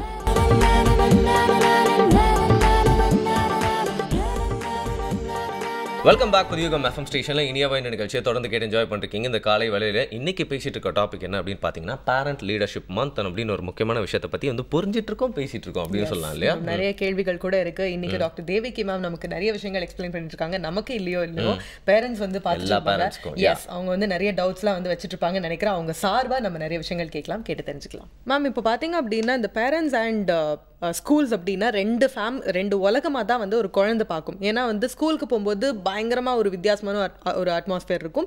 அதே இது ஃபேமிலிக்கு வரும்போது அங்கே ஒரு ரொம்ப பேம்பர்டான ஒரு நேச்சர், அங்கே அந்த செட்டப்பே வந்து வேறு மாதிரி இருக்கும். ஸோ இந்த 2 உலகத்துக்கு ஜம்ப் பண்ணிட்டு இருக்கும்போது இந்த பேரண்ட்ஸ் வந்து அது ரொம்ப கவனமாக நுணுக்கமாக கவனிக்க வேண்டிய நிறைய விஷயங்கள் இருக்குது. இப்போது பொதுவாக எடுத்துக்கிட்டோம் அப்படின்னா இந்த பேரண்ட்ஸ் டீச்சர்ஸ் மீட்டிங் வந்து அப்பப்போ வைக்கிறாங்க. இது வந்து ஒரு பீரியட்க்கு தான் வைக்கிறாங்க, ஒரு 6 months கேப்லேயோ இல்லை ஒரு 1 year கேப்லேயோ தான் வைக்கிறாங்க. இது அடிக்கடி நடக்கிற ஒரு விஷயமா இல்லை, அது செயல்படுத்துறது ரொம்ப கஷ்டமான ஒரு விஷயமா இருக்கு. பட் ஒரு பேரண்ட்க்கு வந்து ஒரு பிரச்சனை, ஒரு குழந்தை வந்து ஒரு பிரச்சனைன்னு சொல்லுதுன்னு வச்சுக்கோங்களேன். இப்போ வந்துட்டு எனக்கு அந்த பையனோட சண்டை இல்லை, அந்த பையன் வந்து நான் அடிக்கடி அடிச்சுட்டே இருக்கா அப்படின்னு சொல்லும்போது ஒரு அம்மா கிட்ட தான் வந்து சொல்ல முடியும். ஒரு டீச்சர் கிட்ட அப்ரோச் பண்ணுறதுக்கு பயமா இருக்கலாம். ஸோ ஒரு பேரண்ட் வந்து இமீடியட்டாக போய் ஒரு டீச்சர் கிட்ட அப்ரோச் பண்ணி இதை பற்றி பேசணும் அப்படின்னு நினைப்பாங்க. இல்லை அகாடமிக் வைஸ் இந்த டீச்சர் நடத்துறது எனக்கு புரிய மாட்டேங்குதுமா அப்படின்னு சொல்லும்போது அந்த டீச்சர் கிட்ட போய் சொல்லணும், இந்த மாதிரி என்னோட குழந்தைக்கு அது புரியலையா, நீங்கள் சொல்லிக் கொடுக்க முடியுமா அப்படின்னு போய் பேசுறதுக்கும் அப்ரோச் பண்ணுறதுக்கும் இந்த பேரண்ட்ஸ் வந்து அடிக்கடி மீட் பண்ணணும் அப்படின்னு நினைக்கிறதுக்கான விஷயங்கள் இருக்கு. அப்படி நினைக்கும் போது மிஸ் அண்டர்ஸ்டாண்டிங் ஏற்படுறதுக்கான வாய்ப்புகள் இருக்கா? ஒரு பேரண்ட் வந்து ஒரு டீச்சர் கிட்ட போய் பேசும்போது மிஸ் அண்டர்ஸ்டாண்டிங் நடக்கிறதுக்கான வாய்ப்புகள் இருக்கா? நிச்சயமா இருக்கு. Suppose if the teachers are little கொஞ்சம் நீங்க என்ன எனக்கு வந்து இப்படி சொல்லி கொடுங்கன்னு சொல்றது, எனக்கு சொல்லி கொடுக்க தெரியாதா அப்படிங்கிற அந்த ஒரு கோபம் வரலாம். சில டீச்சர்ஸ் வந்து அப்படிங்களா, சரி நான் உங்க குழந்தைக்கு புரியுற மாதிரி சொல்லித்தரேன்னு சொல்றதுக்கும் வாய்ப்புகள் இருக்கு. ஸோ ஏன்னா எல்லாருமே பார்த்தீங்கன்னாக்கா ஒரு அடல்ட்டுன்னு பார்த்தீங்கன்னா எல்லாருமே டிஃப்ரெண்ட் பர்சனாலிட்டிஸ், அவங்க வளர்ந்த சூழல் எல்லாமே இருக்குது. அண்ட் இப்போ வந்து என்னை பொறுத்த வரைக்கும் இந்த பேரண்ட் வந்து அவங்களோட சில சமயம் வந்து புரிகிற மாதிரி சொல்லி கொடுக்குறதுன்னு பேரண்ட்ஸ் போய் நீங்களும் டீச்சர்ஸ் கிட்ட இதாக பேசக்கூடாது. ஏன்னா நம்ம குழந்தை அங்கே படிக்கும் போது அதுக்காக நீங்கள் ரொம்ப இறங்கியும் போயிட தேவையில்லை. You consider the teacher as, அவங்களும் கிட்டத்தட்ட உங்கள் ஏஜாக இருக்கலாம், இல்லை உங்களோட வயசானவங்களா இருக்கலாம். ஹேண்டில் பண்ணிட்டு இருக்காங்க ஒரு கிளாஸில் 40 குழந்தைங்களை ஹேண்டில் பண்ணும்போது அவங்களுக்கும் நிறைய ப்ரெஷர்ஸ் இருக்கும். அண்ட் ஸோ அந்த டீச்சர்ஸ்ட்டு போய் இல்லைங்க என் குழந்தை வந்து இந்த சப்ஜெக்ட் புரியலன்னு சொல்கிறா, இதை எப்படி டீச்சர் நம்ம ஹேண்டில் பண்ணலான்னு பால் அவங்க கோர்ட்டில் போட்டிங்கன்னா she might give you an answer. அப்படிங்களா, சரி நான் வேணால் தனியாக சொல்லி கொடுத்து பார்க்குறேன், நீங்கள் சொல்லாதீங்க, அதை you don't tell, allow the teacher to handle that situation. அப்படியே அவங்க ட்ரை பண்ணி புரியலன்னா maybe the child needs extra care. அதுக்கப்புறம் let her decide whether the child needs tuition or something. வேணா நீங்கள் ஒரு 1 hour, அவங்க சில டீச்சர் சொல்லுவாங்க நீங்கள் என்கிட்ட விட்டுட்டு போங்க, ஒரு 1/2 hour நான் எக்ஸ்ட்ரா கிளாஸ் எடுத்து பார்க்குறேன். அது தப்பே கிடையாது, தாராளமாக நீங்கள், ஏன்னா அந்த சப்ஜெக்டை ஹேண்டில் பண்ணுற டீச்சர் சொல்லிக் கொடுக்கும் போது it will be very easy. இப்போ புல்லிங் அப்படின்லாம் பார்த்தீங்கன்னா இப்போ குழந்தைங்க அடிச்சுக்கிறது, கிண்டல் பண்ணிக்கிறது, அதெல்லாம் ஹேண்டில் பண்ணும்போது அப்போ வந்து இந்த குழந்தைக்கு நீங்கள் அதை தான் நான் சொல்கிறேன், ஆரம்பத்துலேருந்தே ஒரு குழந்தைய ஸ்கூலுக்கு அனுப்பும்போது இந்தந்த மாதிரி பிரச்சனைகள் வருங்கிறதே நீங்கள் டீச்சர்ஸ் கிட்ட குழந்தைங்க கிட்ட சொல்லணும். இப்போ வந்து ஒரு குழந்தை வந்து கொஞ்சம் முரட்டுத்தனமாக உன்னை அடிக்கலாம், இது பண்ணலாம். அப்போ வந்து நீ திருப்பி அடிக்கக்கூடாது. See, you should teach them to be authoritative, not aggressive. Authoritative-னா நீ என்னை கிண்டல் பண்ணுறியா, எனக்கும் உன்னை ஹேண்டில் பண்ண தெரியும் அப்படிங்கிற அந்த ஒரு எபிலிட்டி இருக்குது பாருங்கள், அது அத்தாரிட்டேட்டிவ். அக்ரெசிவ்னா நீ அடித்தா நானும் அடிப்பேன், அது கூடாது. ஏன்னா சில சமயம் அது ரொம்ப ஃபிசிக்கல் வயலன்ஸில் போய் முடிஞ்சிடும். அடித்தா ஒரு குழந்தை உன்னை கிண்டல் பண்ணாலோ அடித்தாலோ இல்லை உன் பொருளை எடுத்துட்டாலோ டீச்சர் கிட்ட போய் முதல்ல நீ சொல்லணுங்கிறத அந்த குழந்தைக்கு சொல்லி கொடுக்கணும். இப்போ வந்து பார்த்தீங்கன்னா நம்மளோட கல்வி சூழ்நிலையில் வந்து குழந்தைகள் டிஃப்ரெண்ட்டாக இருப்பாங்க. எல்லாருமே வந்து இண்டிவிஜுவல் பர்சனாலிட்டிஸ் அப்படின்னு நீங்கள் சொல்லியிருந்தீங்க. சில குழந்தைங்களாம் வந்து பார்த்தீங்கன்னா மன ரீதியாகவும் உடல் ரீதியாகவும் கொஞ்சம் வந்து குறைபாடு உள்ளவங்களாக இருப்பாங்க. அந்த மாதிரி ஒரு பிரச்சனையை வந்து கண்டறியும் கல்வி சூழல் வந்து நம்மளோட நாட்டில் இருக்கா? ஃபார் எக்ஸாம்பிள் வந்து சில பேர்லாம் வந்து இவங்க இப்படி தான் இருப்பாங்க போல இருக்கு அப்படின்னு சொல்லிட்டு டிசைட் பண்ணிட்டு போயிடுவாங்க. பட் அதெல்லாம் மைன்யூட்டான ப்ராப்ளம்ஸாக இருக்கும். அதை வந்து எப்படி வந்து கண்டுபிடிக்கணும்? அந்த மாதிரி ஒரு சூழ்நிலை ஏற்படணும்னா என்ன பண்ணணும்? இந்த மாதிரி விஷயங்களை கண்டுபிடிக்கிறதுக்கு நம்ம எஜுகேஷன் சிஸ்டமில் நிறைய இம்ப்ரூவ்மெண்ட்ஸ் வந்துருச்சு. அவேர்னஸ் ஜாஸ்தியாக இருக்குது பேரண்ட்ஸ் கிட்ட. அதுவும் இப்போ நிறைய சினிமாக்கள் எல்லாம் பார்த்துட்டு கூட ஆட்டிசம் பற்றினா என்ன, லேர்னிங் டிசபிலிட்டினா என்ன அப்படிங்கிற படங்கள்லாம் வந்ததுலேருந்து இன்னும் அவேர்னஸ் ஜாஸ்தியாக இருக்குது. டிஸ்லெக்ஸியா அந்த மாதிரி. இப்போ மன ஊனம் உடல் ஊனம் வந்து இப்போ வந்து நார்மல் ஸ்கூல்ஸ்லேயும் இந்த மாதிரி ஸ்பெஷல் சில்ட்ரனை சேர்த்துக்கணுங்கிற ஒரு ரூல் கொண்டு வந்துட்டுருக்குறாங்க.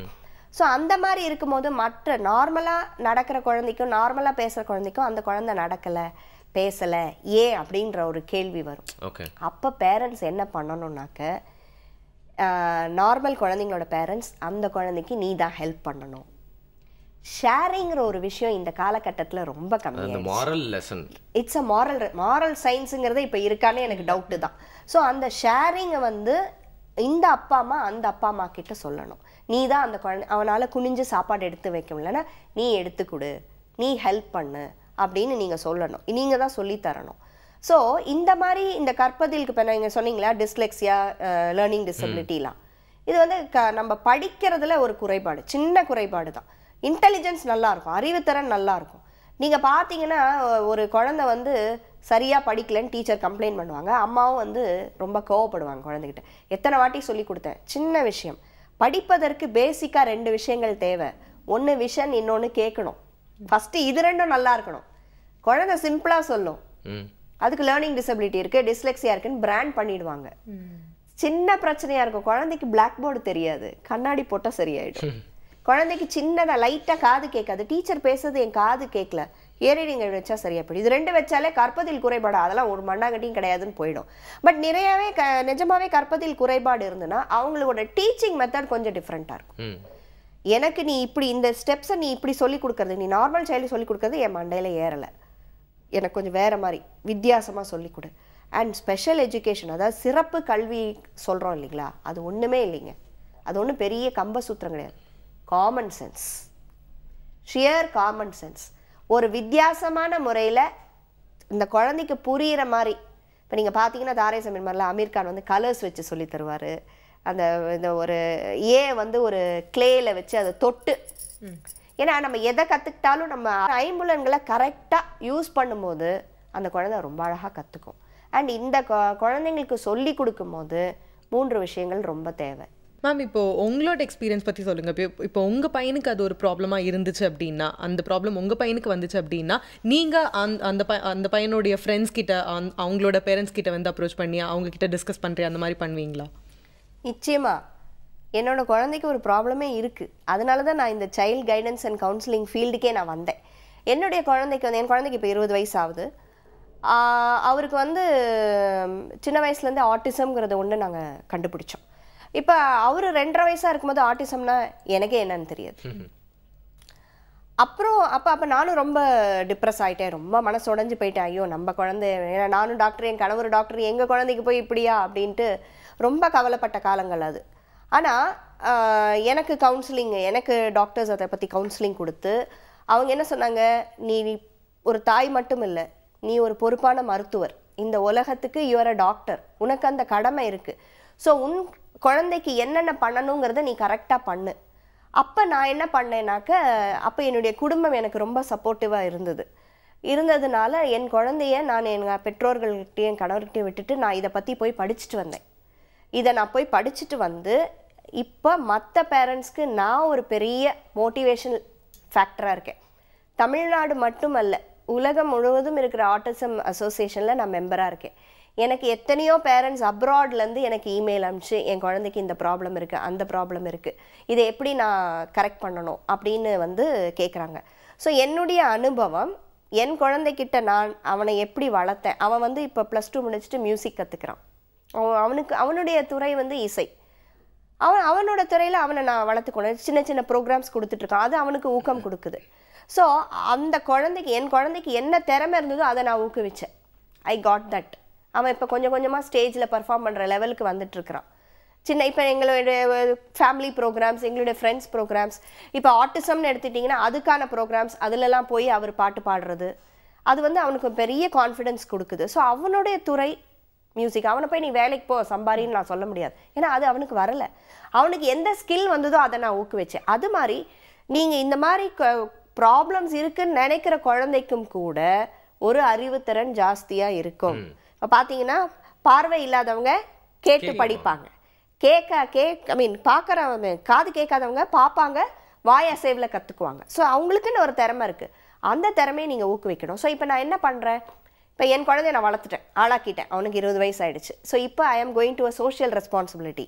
ஸோ இந்த மாதிரி குழந்தைகள் பிறக்கும் போது ஆட்டிசம் எந்த குறைபாடாக இருந்தாலும் சரி, நான் வந்து மெயினாக குழந்தைங்களோட குறைபாடில் தான் நான் வேலை பார்க்குறேன். நார்மல் சில்ட்ரன் அண்ட் டிசேபிள் சில்ட்ரனுக்காக தான் நான் ஒர்க் பண்ணுறேன். ஸோ இந்த மாதிரி பேரண்ட்ஸ் எங்கிட்ட வரும்போது கவலையே படாதீங்க, முதல்ல உங்கள் குழந்தைய நீங்கள் அக்செப்ட் பண்ணிக்கோங்க. ஸோ பேரண்டல் லீடர்ஷிப் மந்த் அப்படின்னா வந்து ஸ்டார்டிங்கில் ரொம்ப கன்ஃபியூசிங்காக இருந்துச்சு. ஏன் பேரண்டல் அப்புறம் லீடர்ஷிப் இந்த 2 வார்த்தையும் எதுக்கு கலக்குது அப்படின்லாம் யோசிச்சுட்டு இருந்தேன். அப்புறம் பேரண்ட்ஸ் அவங்க வந்து குழந்தைங்களுக்கு எப்படி ஒரு ரோல் மாடலாக இருக்காங்க அப்படின்னு புரிஞ்சுது. அதுக்கப்புறம் எப்படி ஒரு லீடராக வந்து குழந்தைங்க அவங்கள பார்க்குறாங்க, எப்படி கற்றுக்கிட்டாங்கன்னு புரிஞ்சுது. கொஞ்சம் கொஞ்சமாக அந்த சூழ்நிலைலாம் எப்படி மாறிட்டு வருது அப்படின்னு பேசினீங்க.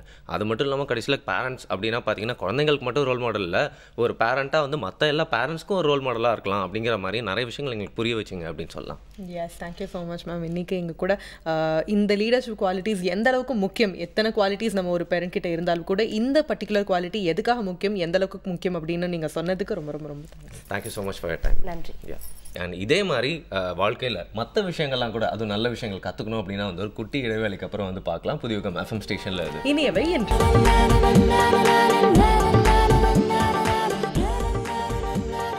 Welcome back. இது உங்கள் புதிகம் எஃப்எம்மின் இனியவை என்று with me Raji and Varun. So நம்ம டவுட்டோட இந்த டாப்பிக்கை நம்ம ஸ்டார்ட் பண்ணோம். நமக்கு மட்டும் இல்லை, பார்த்துருக்கிறவங்க அத்தனை பேருக்கும் டவுட் இருந்துச்சு. ஆனால் இப்போ கண்டிப்பாக எல்லாருக்கும் ரொம்ப கிளியராக இருந்திருக்கும் இல்லையா? ஒரு ரோல் மாடலாக மட்டும் இல்லாமல் நம்ம குழந்தைங்களுக்கு வந்து எந்த நேரமும் செல்ல கொடுக்கணும் அப்படின்னு அவசியம் கிடையாது. எந்த இடத்துல நம்ம செல்லமாக இருக்கணும், எந்த இடத்துல நம்ம ஸ்ட்ரிக்ட் ஆஃபீஸராக இருக்கணும் அப்படின்றது வந்து கரெக்டாக மேடம் புரிய வச்சுட்டாங்க இல்லையா? ஓகே, அது மட்டும் இல்லாமல் டவுட்ஸ் அப்படிங்கிறது வந்து வாழ்க்கையில் எப்போவுமே இருந்துகிட்டே இருக்கும். சில டவுட்ஸ்லாம் கிளியர் பண்ணாமல் ப்ரொகாஸ்டினேட் பண்ணிட்டு போயிட்டே இருக்கலாம். பட் இந்த மாதிரி டவுட்ஸ்லாம் உடனே கிளியர் பண்ணிடணும். ஏன்னா வந்து லைஃப் அப்படிங்கிறது வந்து பார்த்தீங்கன்னா வந்து அப்பா அம்மா வந்து குழந்தைங்களுக்கு கொடுக்கறது மட்டும் இல்லை, அதை ஷேப்பும் பண்ணுறாங்க அப்படிங்கிறது எனக்கு புரிய வச்சிருக்கு. குழந்தையோட ஃபியூச்சரே வந்து அவங்க கையில தான் இருக்கு அப்படின்னு சொல்லலாம். ஸோ அவங்களோட சேர்ந்து அவங்களும் நிறைய விஷயங்கள் கற்றுக்கிட்டே இருக்க வேண்டியது இருக்குல்ல லைஃப் ஃபுல்லாக. கரெக்ட் தான் நீங்கள் சொல்கிறது. ஆனால் அந்த டவுட்டுன்னு சொன்னோன்னா இப்போ இந்த பிரேக்கில் போயிட்டு நம்ம ஒரு டீ குடிச்சிட்டு வந்தோம் தெரியுமா, ஒரு டிப்டி. அந்த டிப்டின்னு ஏன் வந்து வச்சிருப்பாங்க? அது மட்டும் இல்லாமல் அதுக்கு பின்னாடி ஒரு கதை இருக்குமோ அப்படின்னு எனக்கு தோணுது. எஸ், எல்லாத்துக்கும் பின்னாடி ஒரு ஹிஸ்ட்ரி இருக்கும்ல. ஆனால் அதை பற்றி நம்ம ஆராயறதே கிடையாது, அது தெரிஞ்சுக்கணும் அப்படின்னு நம்ம மெனக்கெடுறது கிடையாது. ஆனா நமக்காக மெனக்கெட்டு இந்த வார்த்தையினுடைய வேர் சொல்ல எடுத்துட்டு வந்திருக்காங்க. நம்ம தமிழரும் பகுதியில கேட்டுட்டு வந்துடலாமா? பார்க்கலாம்.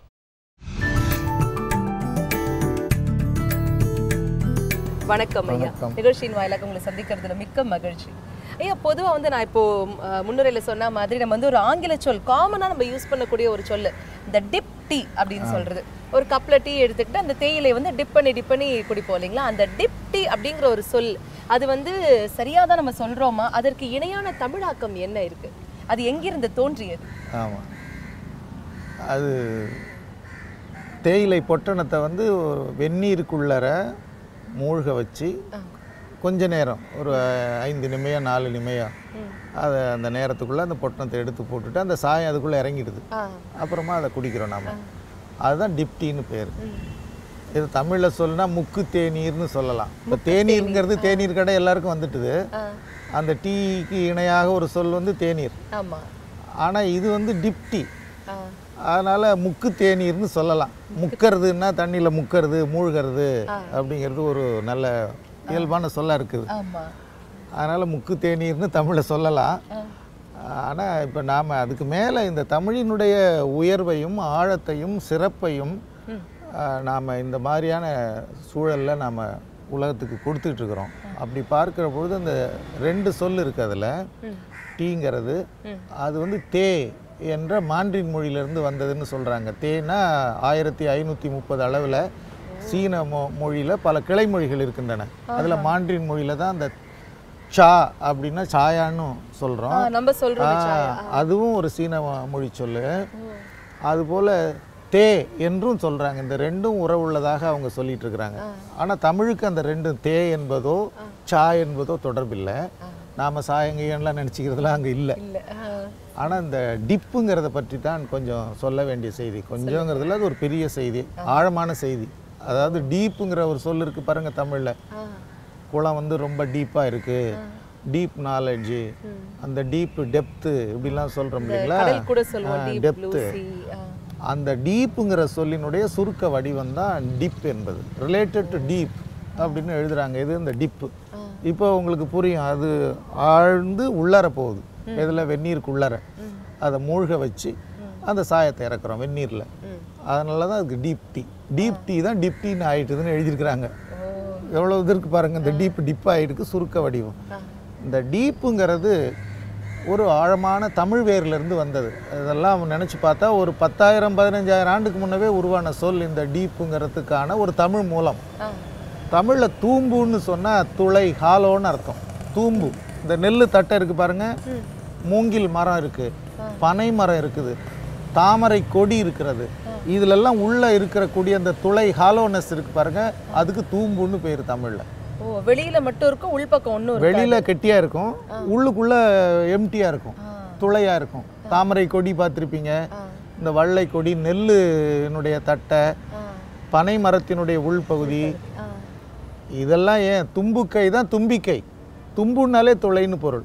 யானையினுடைய கையில் உள்ள பார்த்தீங்களா அந்த தும்பு கைன்னு சொல்கிறோமே, தும்பிக்கை. தும்பினாலே துளைன்னு பொருள் தமிழில்.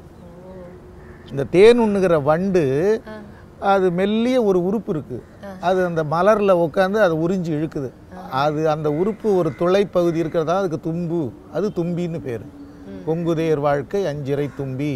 தும்பின்னா சுரைக்காய் தமிழில், உள்ள ஹாலோனஸ் இருக்கிறதால.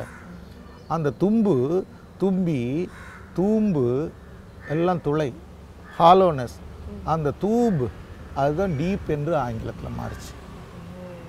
லத்தீன் கிரேக்கத்துக்கெல்லாம் இந்த தூம்புங்கிற சொல் தான் தூபு. தூபு என்பது தான் ஒரு பிரிமிட்டிவ் ஃபார்ம் என்று எழுதியிருக்கிறாங்க. எதுக்கு? டீப்புக்கு. ஒரு தொல் பழங்கால வடிவம் தூபு.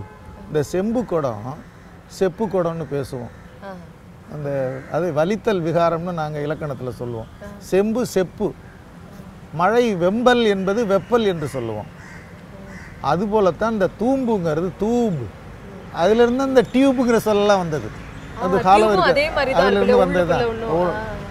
அதனால் அந்த தும்பு, தூம்பு, தூப், டீப், டிப், ஒரு ஆழமானது, ஒரு உள்துளை உள்ளது அப்படிங்கிற பொருளில் தோன்றியது தான் இந்த டீப்போட இந்த தூம்புங்கிற தமிழ் தான்.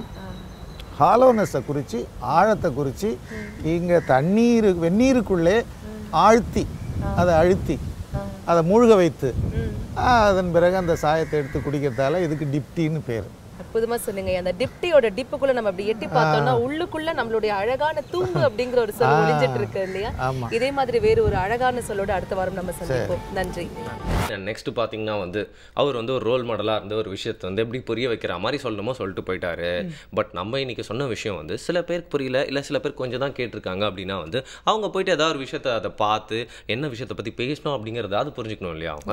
அதுக்காக தான் நம்ம வெப்சைட்கான டைம் வந்தாச்சு. இதில் நம்ம ரொம்ப இன்ட்ரெஸ்டிங்கான, ரொம்ப இன்ஃபர்மேட்டிவான வெப்சைட்ஸ்லாம் நம்ம எடுத்துட்டு வருவோம். இதெல்லாம் எல்லாருக்கும் தெரிஞ்சிருக்குமா அப்படின்னா அது கண்டிப்பா ஒரு டவுட் தான். நம்ம தெரியப்படுத்தி அதுலேருந்து அவங்க பயன்படுத்திக்கணும் அப்படின்றதுக்காக நம்ம எடுத்துட்டு வந்திருக்கோம். இன்னைக்கான வெப்சைட் என்ன அப்படின்னா www.theparentingplace.com. Okay, theparentingplace.com simple. Okay, இதுல என்ன விஷயம் அப்படின்னா இப்போ அந்த காலத்துல எல்லாம் ஒரு குழந்தை வளர்ப்பு முறை அப்படின்னா நம்ம அம்மா அப்பா இல்ல அவங்களோட பாட்டி தாத்தா கத்து கொடுப்பாங்க. அதை வச்சு ஈஸியா ஒரு குழந்தைய வளர்த்தலாம் நல்லபடியா அப்படின்ட்டு. ஆனா இப்பெல்லாம் பாத்தீங்கன்னா நிறைய புக்ஸ் ரெஃபர் பண்றாங்க.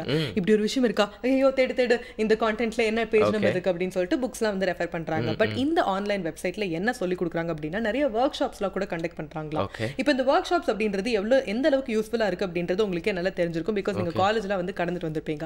ஸ்டூடெண்ட்ஸ் வந்து காலேஜ்ல சரி இல்ல வந்து ஸ்கூல்ல சரி இந்த மாதிரியான ஒர்க் ஷாப்ஸ்லாம் அண்டர்கோ பண்ணும்போது படிக்கிறத விட இதுல இருக்கிற குட்டி குட்டி அந்த ப்ராக்டிகலா இருக்கும். ப்ராக்டிகலா இருக்கிறனால ஈஸியா நிறைய கிராஸ் பண்ணிப்பாங்க, நிறைய விஷயங்கள் கத்துக்க முடியும் இந்த எக்ஸ்பீரியன்ஸ் மூலமா, எக்ஸ்பெரிமெண்ட்ஸ் மூலமா. அதேதான் இங்கேயும். இங்க வந்து என்ன விதமான அட்வைஸ் கேட்டாலும், இந்த குழந்தைய பத்தின என்ன டவுட்ஸ் இருந்தாலும் அங்க ஒரு क्वेश्चन வந்து எழுப்பி அங்க என்ன அட்வைஸ் கேட்கணும்னு ஆசைப்பட்டாலும் அங்க போய் கேட்டுக்கலாம். பிளஸ் ஒர்க் ஷாப்ஸ் வந்து நிறைய கண்டக்ட் பண்றதுனால இந்த பேரண்ட்ஸ்க்கு வந்து ரியல் எக்ஸ்பீரியன்ஸ் கிடைக்குது. நைஸ். ஸோ ஒரு பேரண்ட்ஸோட நெட்வொர்க் அப்படின்னு எடுத்துக்கலாமா அந்த வெப்சைட்டை? கண்டிப்பா வந்துட்டு அவங்களுக்கு வந்து தியோரிட்டிக்கலா என்ன தெரிஞ்சுக்கணுமோ அதுவும் தெரிஞ்சுக்கலாம், ப்ராக்டிக்கலா என்ன தெரிஞ்சுக்கணுமோ, எப்படி அந்த குழந்தைய ஹேண்டில் பண்றது என்னால நிஜமா புரிஞ்சுக்கவே முடியல அப்படின்னா வாங்க நாங்க உங்களுக்கு எக்ஸ்பெரிமெண்டா சொல்லி தரோம் அப்படின்னு சொல்லி தராங்க இந்த வெப்சைட்ல. வகை வகையா பிரச்சனை இருந்தா விதவிதமா பேரண்ட்ஸோட அட்வைஸ்லாம் கிடைக்கும் இந்த வெப்சைட்ல அப்படிங்கிறது மட்டும் எனக்கு புரியுது. இந்த பேரண்டிங் பிளேஸா என்ன சொன்னீங்க? ஸ்பெல் பண்ணிருங்க. எஸ், நான் கண்டிப்பா ஸ்பெல் பண்ணிடுறேன். தி பேரண்டிங் பிளேஸ், THEPARENTINGPLACE.com. சூப்பர். என்னமோ அழகா எழுத்துக்கூட்டிலாம் ஸ்பெல் பண்ணாங்க இல்லையா நம்மளுக்காக. ஸோ ஃபீட்பேக்ஸ் அவங்கள பற்றி பாராட்டுக்கள்லாம் நீங்கள் அனுப்பணும் அப்படின்னு நினச்சிங்கன்னா, அது மட்டும் இல்லாமல் ஷோவையே சேர்த்து நீங்கள் பாராட்டணும் அப்படின்னு நினச்சிங்கன்னா கூட feedback@pudhiyugam.tv அப்படிங்கிற மெயில் ஐடிக்கு அனுப்பலாம். அப்படி இல்லைனா இன்னும் 2 வழி இருக்குது, அது நம்ம ராஜியே சொல்லுவாங்க. எஸ், என்னை மட்டும் பாராட்டினா பார்த்தாது, வருணையும் பாராட்டி ஆகணும் இல்லையா? அதை நான் தான் சொல்லி ஆகணும்.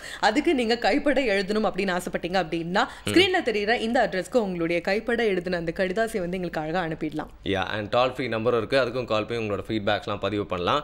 இதே மாதிரி ஒரு இன்டென்ஸான டாபிக் அதிகமாக யோசிச்சிருக்க மாட்டோம், பட் லைஃப்பில் கடந்து வந்திருப்போம். அந்த மாதிரி ஒரு டாப்பிக்கோட ரொம்ப சுவாரஸ்யமான விஷயங்களோட நாளைக்கு வந்து உங்களை சந்திக்கிறோம். அது வரைக்கும் பாபாய் சொல்லிக்கிறோம். புதியுகம் FM ஸ்டேஷனில் இது இனியவை என்று வித் வருண் அண்ட் ராஜி.